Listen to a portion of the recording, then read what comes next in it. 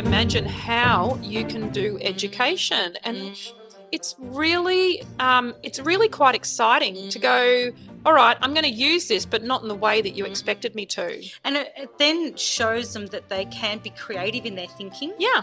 And they can be, critical thinkers, and then confident about their style, their way, rather than trying to fit into the process or the system or the programs. Yes, absolutely.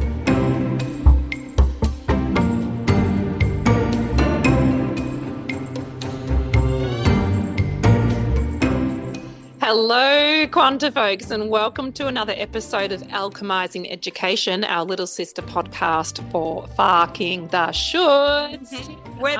We're back, and I'm Jodi from QuantiMama. I'm Kerri from QuantiMama. Thanks for being with us. Keza. Yes. She's got a piece of paper that she doesn't want you guys to see, because we normally don't prepare, but bless her, she's written some stuff down because there were some burning bits of desire that were kicking in. Yeah. We are talking about this week about modern day addictions. And this conversation has been birthed from one of our early morning walks where we were basically saying, like, a couple of, I don't know, boomers just complaining about the younger generation and how they appear to be so addicted to various modern day conveniences, but we too are as well. And so, anytime you complain, you must turn that introspection up a little bit and just notice, where's the complaint coming from, and is it because we're actually feeling enslaved by our modern day conveniences? So what are our addictions? What's on your list? Well, there's lots, really. I mean, there's lots. And you're right. It's not just the younger generation, but we're also addicted to a lot of things, and we're modelling that for the younger generation. So it doesn't just come from them picking up those addictions. But one of the ones that I always think about is I've got a particular friend who every time we speak, and when we start the conversation, she goes, "Oh, I'm just always so busy. It's busy. How's life? It's, we're busy. That busyness is a really big addiction in our lifestyle. Absolutely. Like this need to be busy, this justification about being busy. It's like, I'm important, I'm doing something, I'm purposeful. It's so ego related. I feel like we could chunk this into various chapters. And so this one is, addicted to activity. Yes. Because it's, funnily enough, one of my mates often says, I've got no time. And the joke now is we have a tequila shot. We don't really do it, or we're horribly drunk by midday. But, it's a joke that we have a shot to it. It's a drinking game, because every time she says, I've got no time, I'm like, time's a concept. You've got 24 hours in every single day. Yep. And you just get to choose your allocation, So what does that mean? Why is that sense of identity so strong for people, that addiction to need to be busy? Is that a marker of success? Yeah, absolutely. I think it's definitely a marker of success, and it's sort of around a level of importance. It's, as I said before, I think it's a purpose. Like we feel purposeful. Yeah. But I do feel like it's a very big distraction. And it's a distraction away from feeling. A lot of the addictions are about dealing with our feelings. I would absolutely agree with that too. Or avoiding our feelings and kind of going, that feels really uncomfortable. So I'll just keep myself really busy. And, I just think that it's an avoidance distraction. So then the question is, what are we avoiding? Because I think that obviously we're avoiding deeper aspects of our existence, deeper thoughts, perhaps uncomfortable truths, perhaps some avoidant behaviour that would ultimately, if you looked at it, would mean you'd probably blow up aspects of your life and perceived comfort. I mean, we're very another thing we're addicted to is the new and shiny. Yeah, absolutely. The amount of people that complain about being in debt and buying new cars, and I'm like, stop buying new cars. Yes. Absolutely. Like, they are the worst asset to invest in. They're not an asset anyway. They lose money as soon as you drive them out of the lot, right? So, the addiction to that. And so part of that then, a lot of these addictions are really interwoven into each other, aren't they? They really are. We're addicted to being busy because of the self-importance and, I guess maybe underlying belonging and significance for us. But we're also then addicted to being busy because we must service the addiction to the shiny and new. Yes. Yeah. The shiny and new and the consumerism of having the latest and greatest. Yeah. And feeling like we might be missing out if we don't have it. Yep. What have they got? Oh, I don't have that, or my child doesn't have that, so therefore, I've got to keep up. We'll get left behind. I think that's all part of the shiny and new as well. But keeping up with the Joneses has been a concept that's been around for a very long time, and this sense that we'll miss out, or that we're missing out trauma. Yes, MOT. Funnily enough, being an acronym. That's it. Oh, it's very complex. MOT, yeah. Mm-hmm. So it's funny because obviously you've talked about keeping up with the Joneses. I know that's something we've touched on before. And I think also the other thing we've touched on before is this overcommitment of our kids. Because this podcast is all about alchemising education, the underpinning thing that's in here is that what we model for our kids is then what our kids experience and what we sometimes make manifest for them. And I think this addiction to busyness is a marker of successful parenting, because my kid does 5 or 6 extracurricular activities on top of their full-time education job, right? So they're at work for 30 hours a week. Yep. And then their fun is also work because they're doing that outside of their work times. Yeah, that's right. Completely scheduled. And then you've got these kids who are just bloody exhausted and we wonder why they want to zone out and move into the third addiction, which is the addiction to tech. Oh, yeah. Addiction to screens. And at some point, I know I keep threatening this, I want to talk about tech and kids. I really want to deep dive into it because it continues to be a battle within our family, a battle that, I acquiesce to too often because I'm addicted to being busy. And so I absolutely am conscious that I am not walking the talk of what I want for our kids in this modern generation. But, this overscheduling of kids, we never give them a chance to just be quiet. Self-regulate. Get back in nature, decompress, bring in and understand everything that's happened for them during the day. So there's a very small amount of integration time for our kids. Like, when do they just have a breath from all this new information and stimuli that they are constantly exposed to? And I think that self-regulation is so critical to these kids, and the fact that they don't actually even know how to do it without, say, technology, like many of them, and adults included. We come home from work or they come home from school, and I know that my son's really big on this one. He gets home and he just wants to sit on the couch and just do something on his phone. And I've often sort of had conversations around, well, is there anything else you can do to self-regulate, to down-regulate? I get that you have been on the go all day. He's very, very social. He's talking a lot in his work, thinking a lot, and he just wants this quiet time. But this need to go to the technology in order to down-regulate or self-regulate rather than find, just sitting there and having a quiet cup of tea and looking out the window if it's a cold day, and you want to be indoors, fair enough. But what else can you be doing? It could be reading a book. It could be listening to music. It could be just staring at a fire. It could be sitting in the sunshine. But we just don't know how to do that without the technology or without those other tools. That's right, because we're looking, we have basically been entrained to be saved from ourselves. Correct. Like that's how we're set up in society. And in fact, if you think about, and I imagine most people would be of this space, it gets to the end of the week, so we've got Friday night, everyone's completely exhausted. Yep. The go-to treat is now like a movie and takeout, right? Yeah. So then you've got super shit food that is nutritionally just completely obliterated, right? The cheapest of the cheap ingredients, even if you're going somewhere decent, the profit line is always part of, the retail culture. And so you've got this poorly made offering that doesn't nourish you. In fact, it puts you into a place of dis-ease.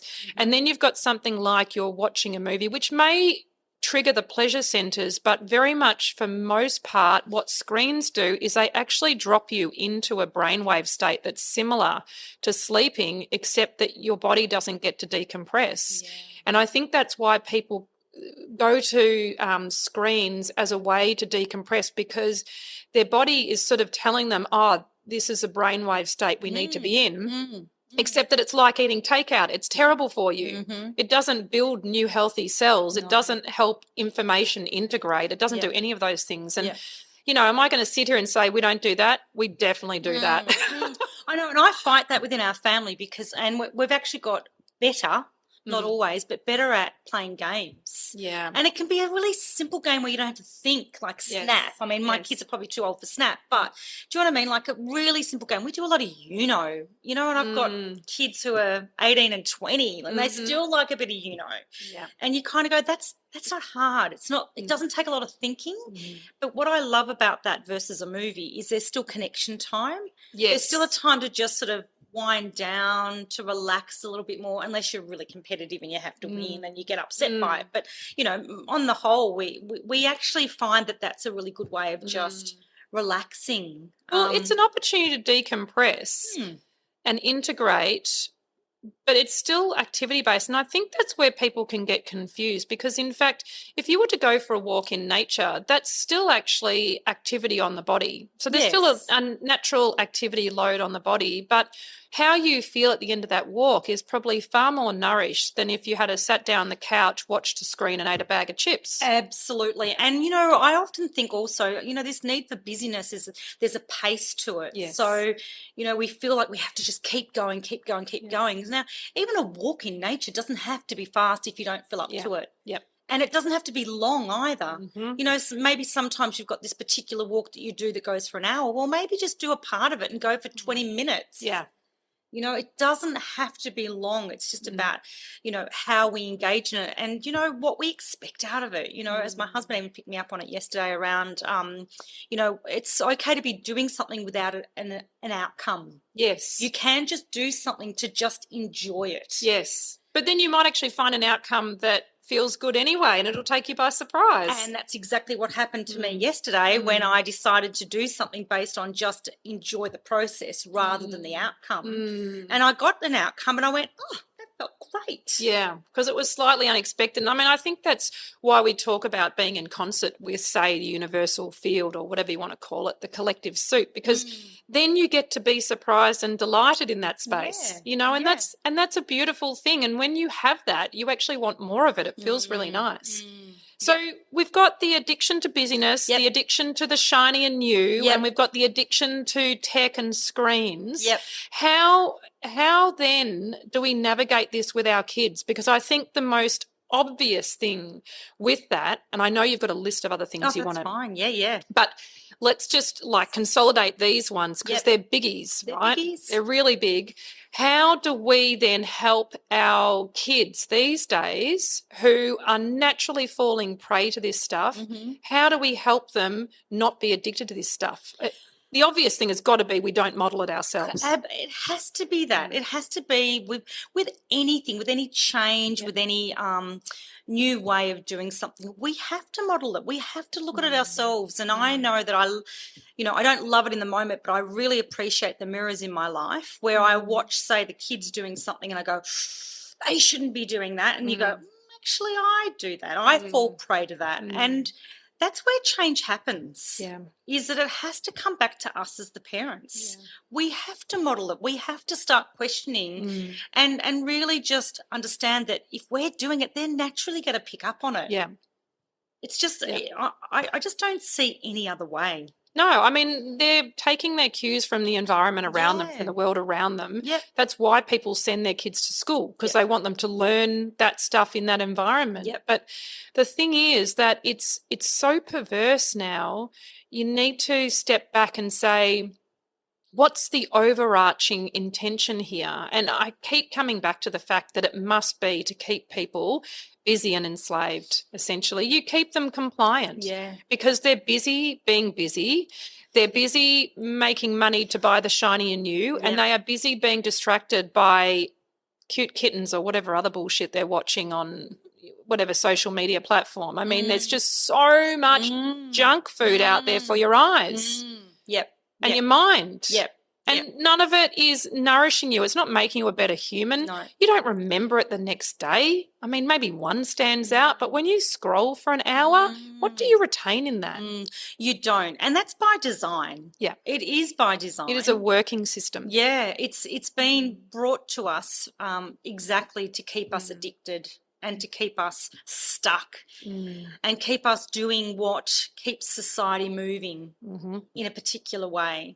And I really believe it's really worked well at disconnecting family members from each other. Yes. Like it just, I mean, how many of us, I'm sure we can all relate to at times where we're sitting around having a nice relaxing evening and you've got about 4 of you or 3 of you all sitting there on the couch on your phone.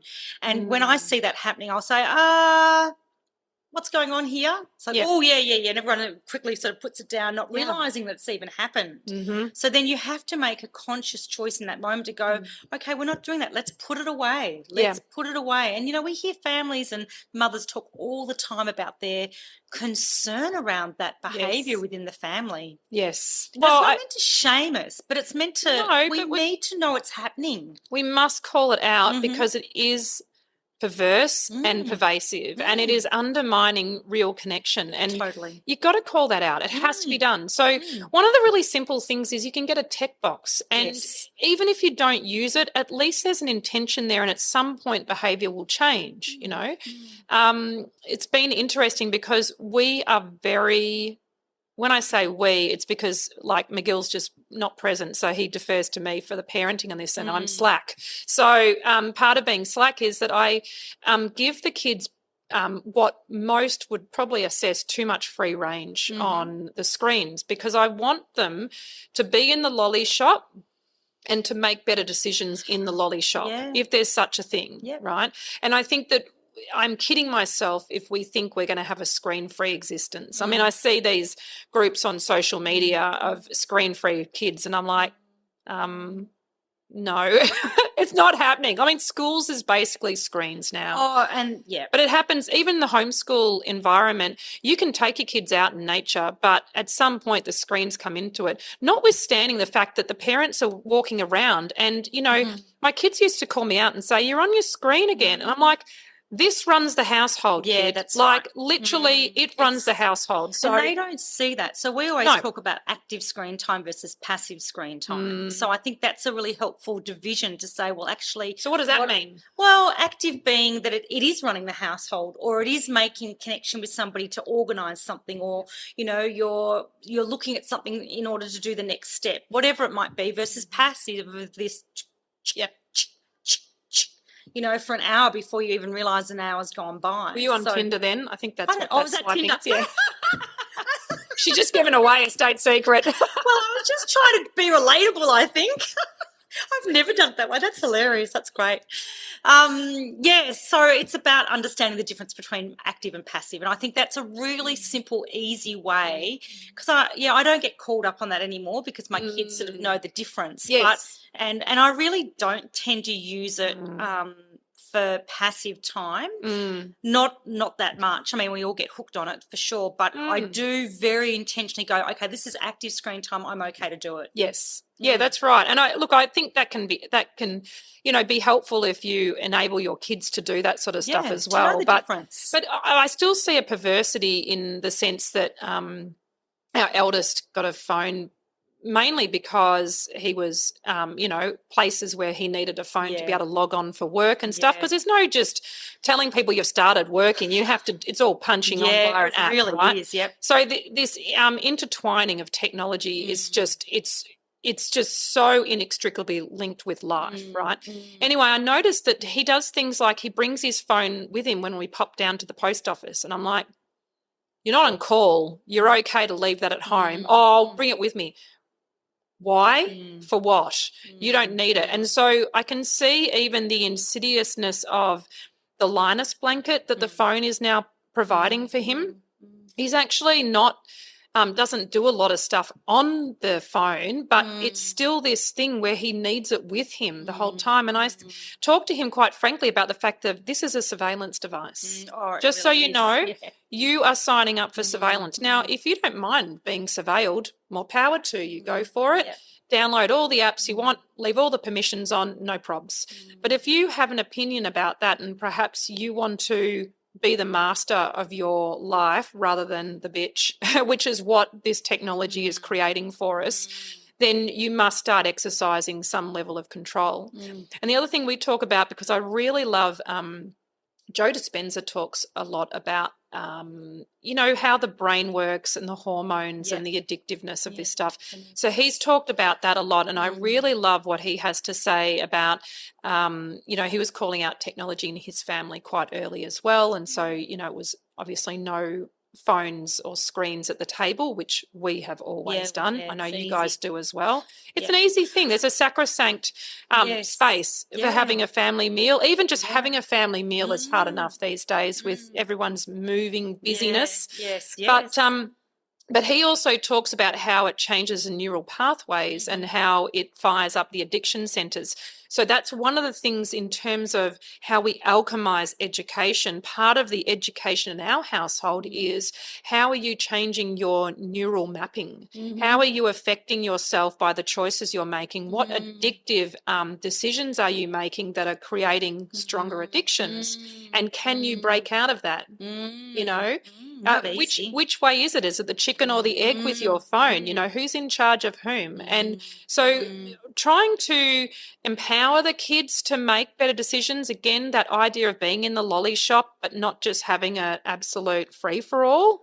I just think that feels to me like playing the long game with our kids on these things. Well, they have to be able to experience it for themselves, what it makes them feel like, and then make their own choices around it. Be ready to make that choice because, as we all know, nobody likes to be told that you should be changing your way. Correct. Like as soon as someone says, I think you really need to change the way you do that, it's like instantly like, it always goes well for the messenger. So it's we do need to give these kids these experiences and help them understand, how it's working for them and is it working for them, and have those sort of conversations about check in. But it's really tough with the technology because it is all through the schools and and it's expected in the schools. Whereas I'm still an old school sort of a girl, which I love my paper copy of things. I like to write things down. I love a good book. I don't love working from a screen. So you do airplane mode in the car? So you are basically uncontactable?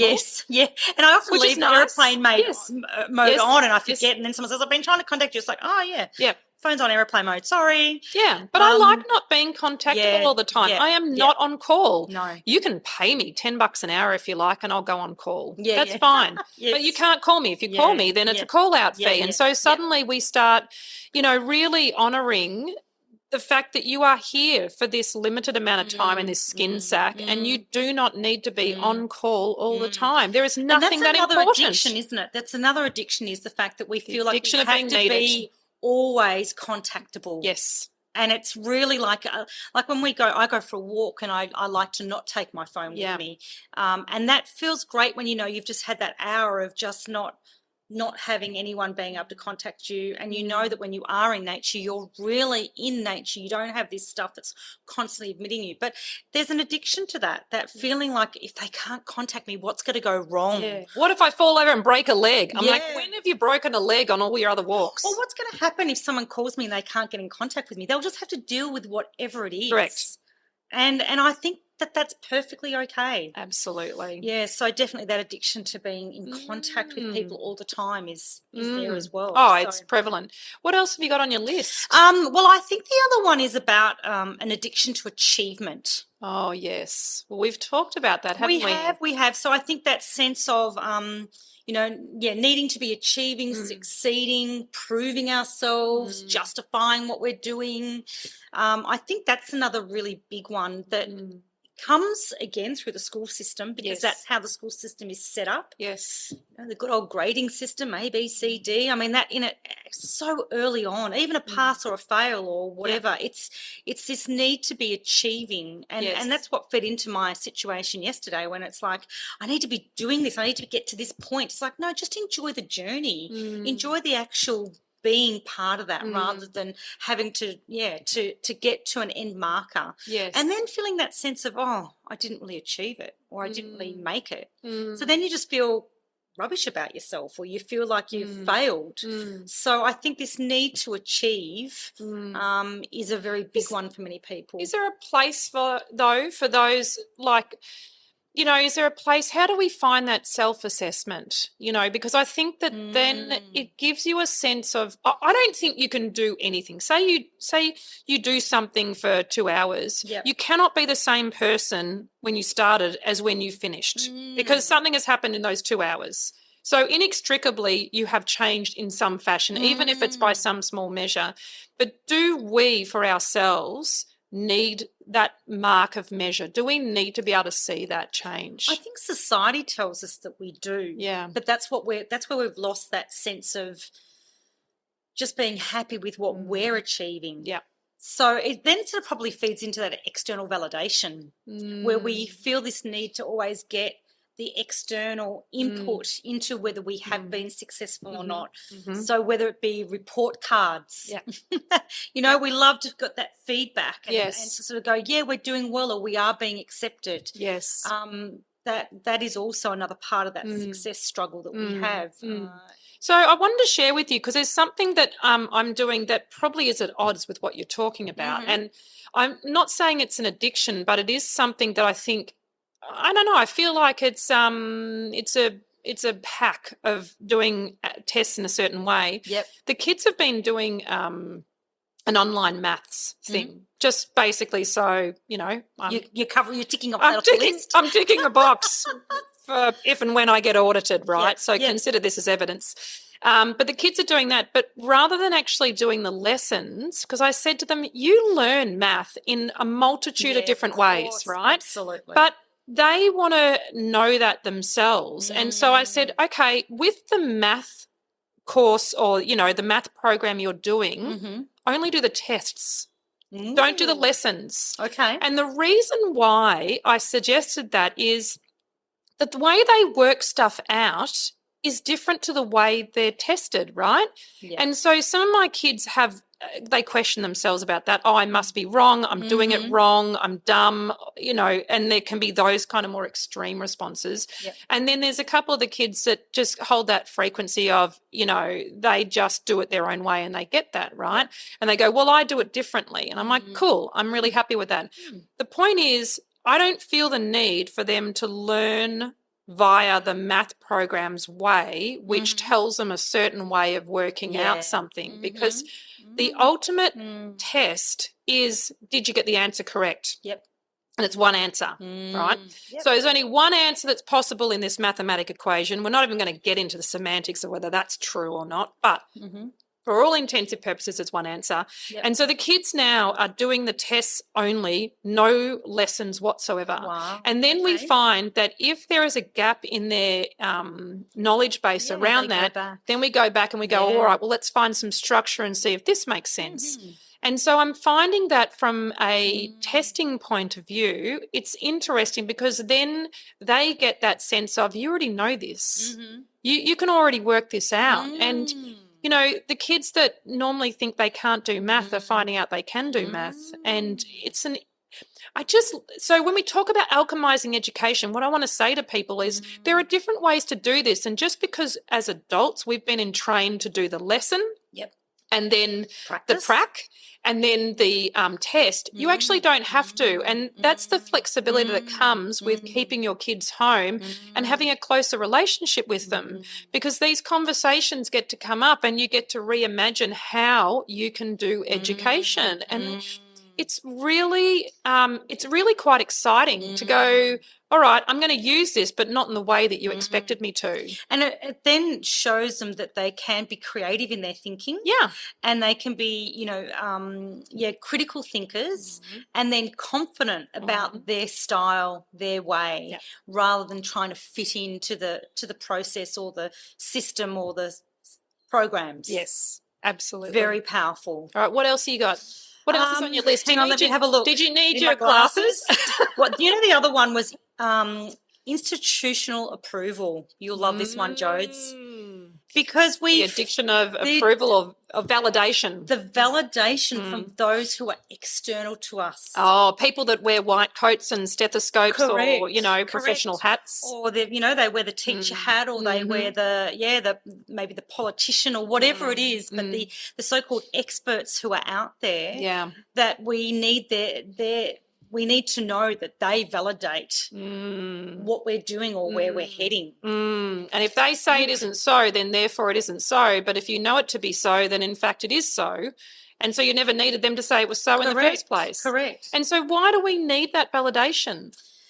I think it just comes back to, we feel like because we haven't got the qualifications, we can't make that decision on our own. So this is where we are disconnected to our own intuition, because we actually know a lot of it already. Yes. We just don't have the qualification. Yes. We don't have the language. We perhaps don't have all the resources that are behind all of these professional people.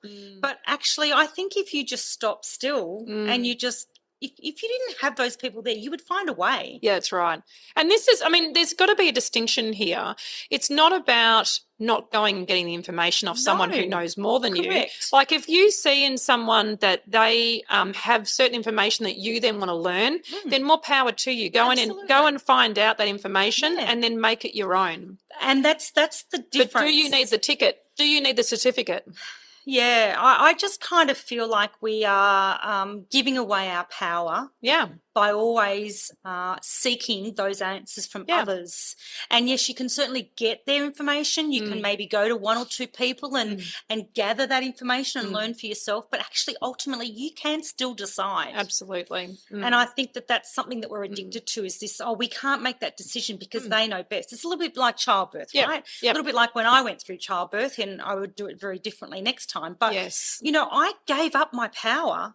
So many women do. Exactly, because they're the experts. They know better than me. I've never been in this situation before, so therefore I'll just hand it over to them. Yeah. And I think that can be very damaging to our self-worth and, then to other decisions that we make further down the track. So well, when we empower the institution, we often we either give them what we think are going to be the outcomes and values that we hold dear, that they will do the same thing. We make an assumption. Yep.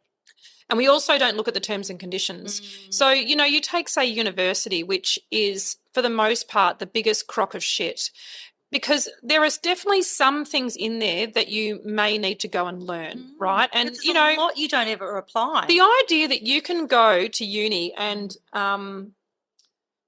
learn how to do marketing. I mean, the day you start doing marketing at uni, you already don't have currency, because it changes so fast, and particularly now in the world of AI, right? Yeah.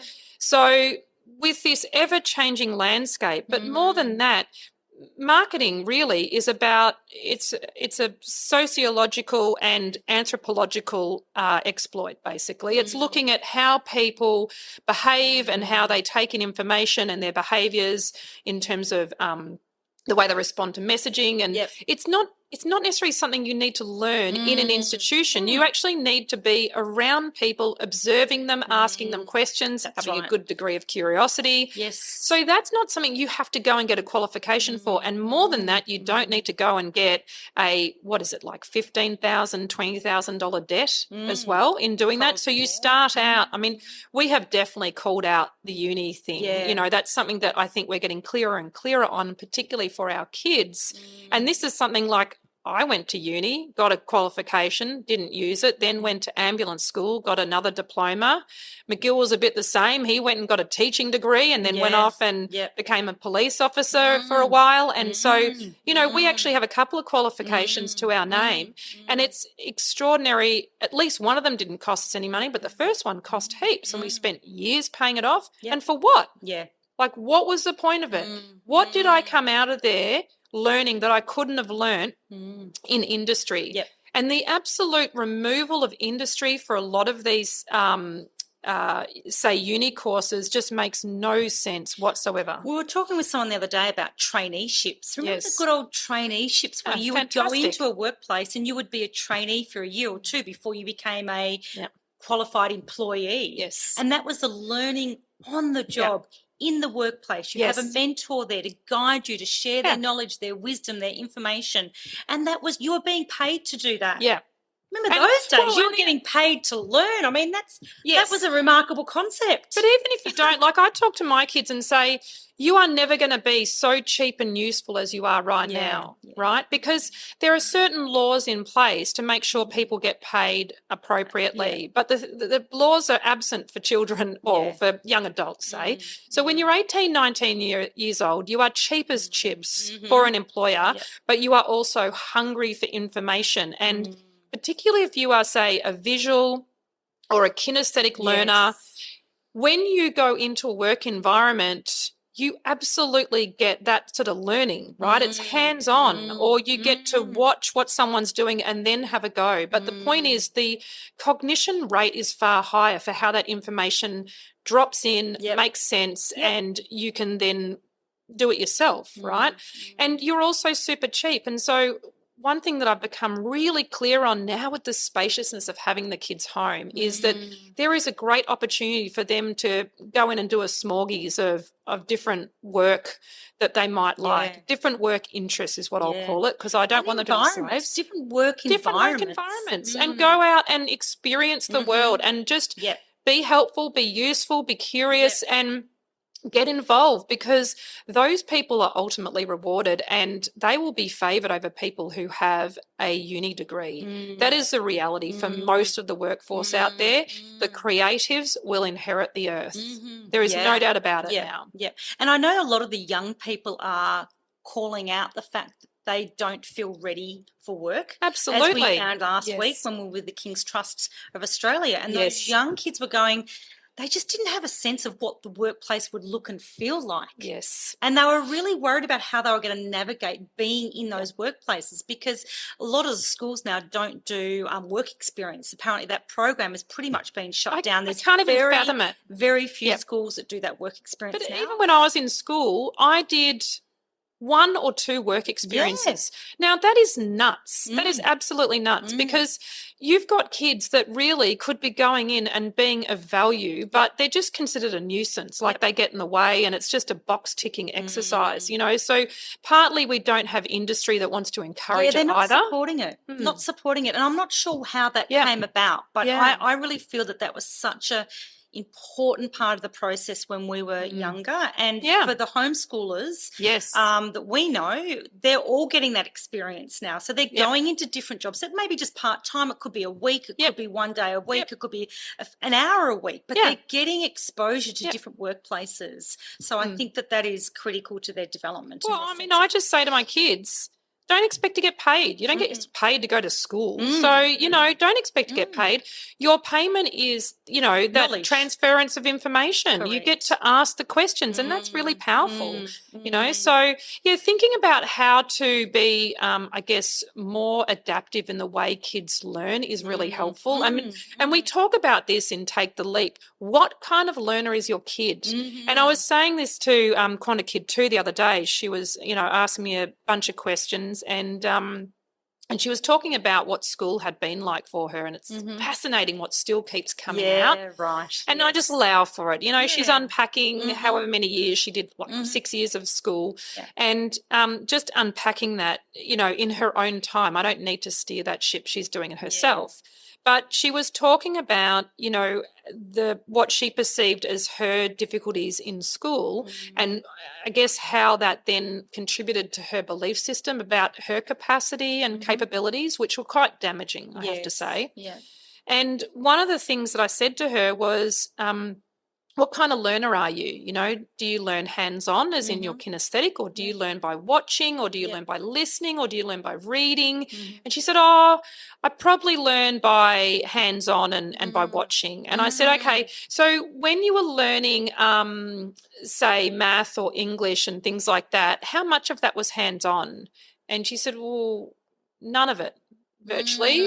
There was a bit, but not much. And I said, so you're being taught stuff, you're being assessed on stuff, you're getting given a timeline to get stuff done and being taught in a way that isn't the way you learn. So how is that fair for you? And how does that reflect whether you're dumb or smart? And it landed for her. She got it. I said, how many other kids do you reckon are like you? And she went, most of them. So these kids know. And, they do. you know, bringing up what you said about KTA, when we got to listen to those, Young people. kids talking about what they perceived was missing from their education, the list was so long. Yeah, it was long. And it was all stuff that we said, yes, you that. guys are right onto it. Yeah. You need to know this stuff. Yeah, That is actually stuff that you need when you come out of school. So why would you not want to be prepared for when you come out of school? Like, why wouldn't you? And they're asking for it, but there is no facility for the institution at this stage to be responsive to that. No. And so the helplessness is there. Definitely. They just kind of are stuck in this situation going, I know what I need to know, and and no one's giving it to me. No one's giving it to me. And I think, it's probably another podcast, but I think we rely upon the school system to give the kids those skills, but ultimately also it's up to the parents to help those kids learn those skills as well, which is a whole They're busy. They're busy being busy. They're Come on now.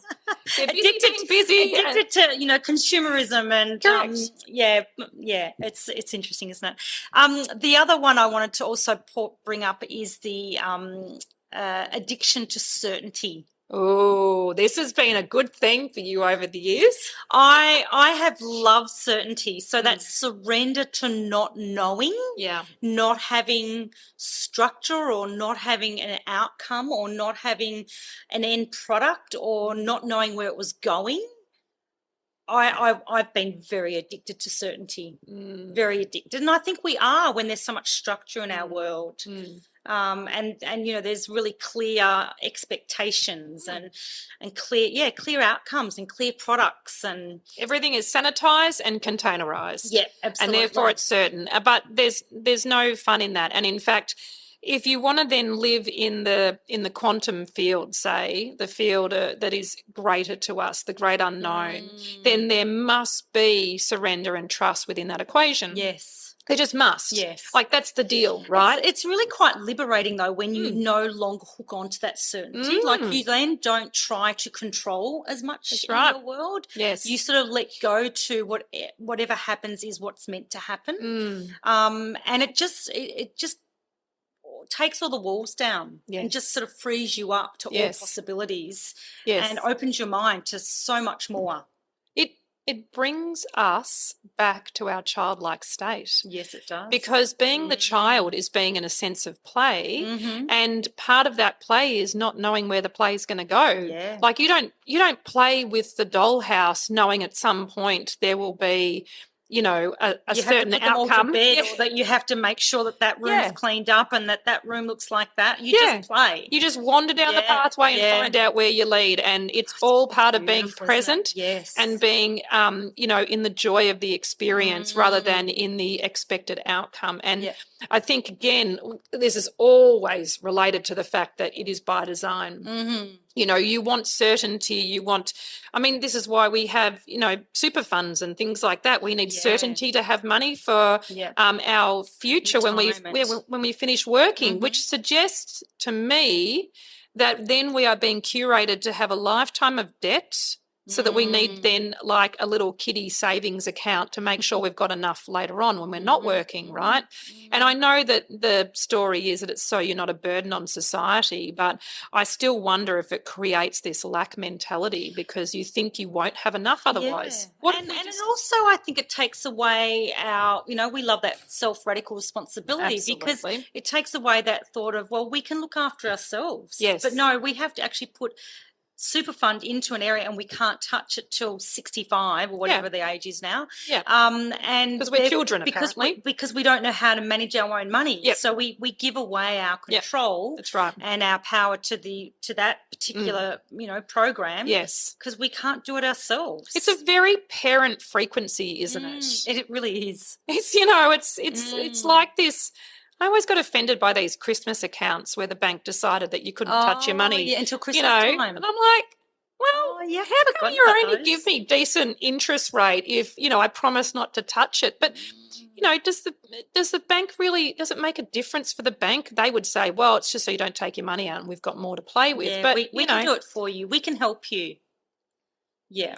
Yeah. The gaslighting. Just stick it in a jar and don't touch it. Exactly right. The interest rate would be about the same. Well, I guess it's only a year, but if you look at it over the years, as we've spoken before, interest rate really doesn't give us much. No.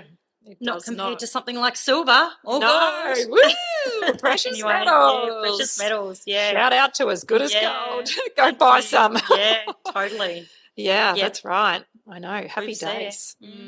So I think they're probably the main addictions that I can think of. Have you got any other addictions in modern life that you think we kind of feel like we can't live without?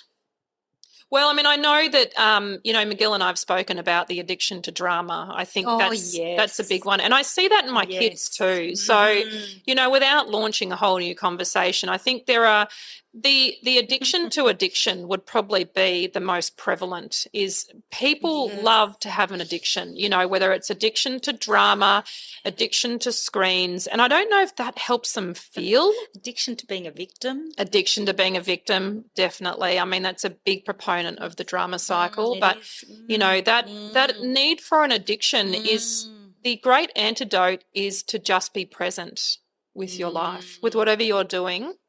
And when you are present, you are whole. You're not in need of anything else. You're not in lack. And there are moments, I think they're fleeting for lots of people, but there are moments where you are present with what you're doing and where you are and who you're with and the level of engagement. And it's a beautiful thing when you get those bliss points. Yeah. And I think there's a real sense of peace and ease and comfort in a positive way. Like I'm not saying it's kind of just that it's a knowing that you're doing and being exactly what you need to be. Yeah.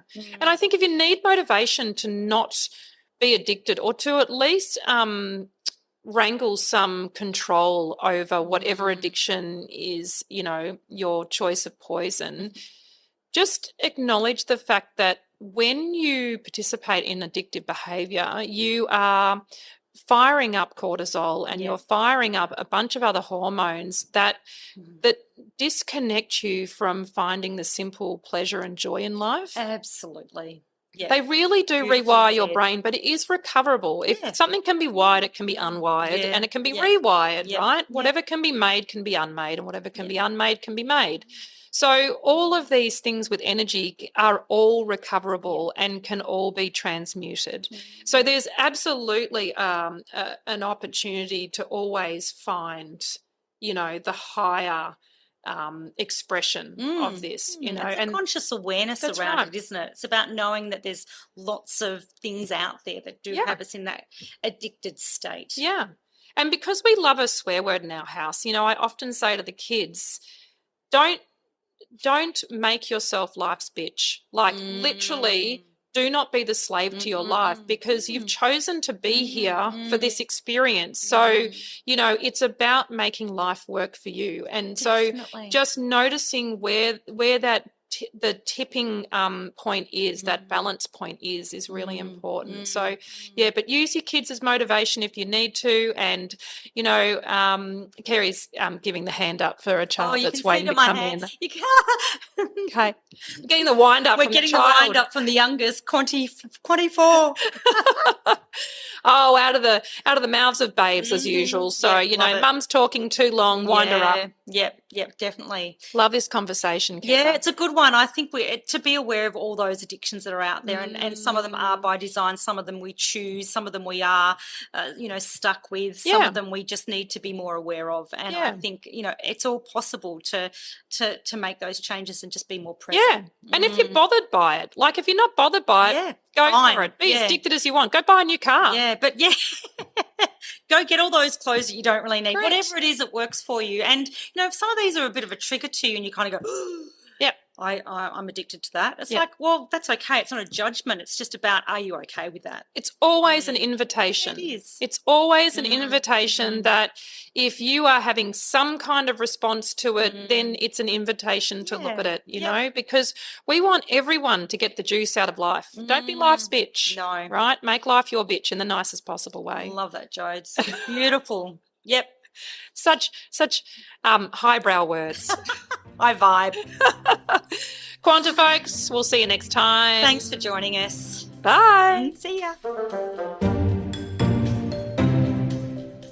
Hey, Quanta folks. You know, the conversations that we have about alchemising education are underpinned by our amazing Take the Leap course for parents, which is all about deschooling the parents.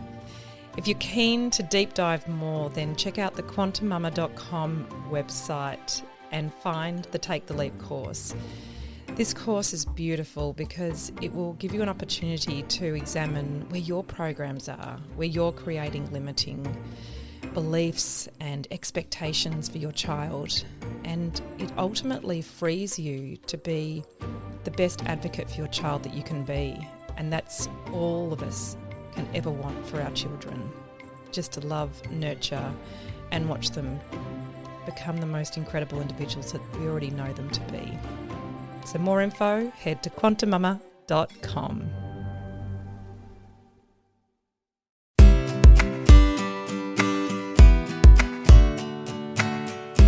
Beautiful Quanta folks.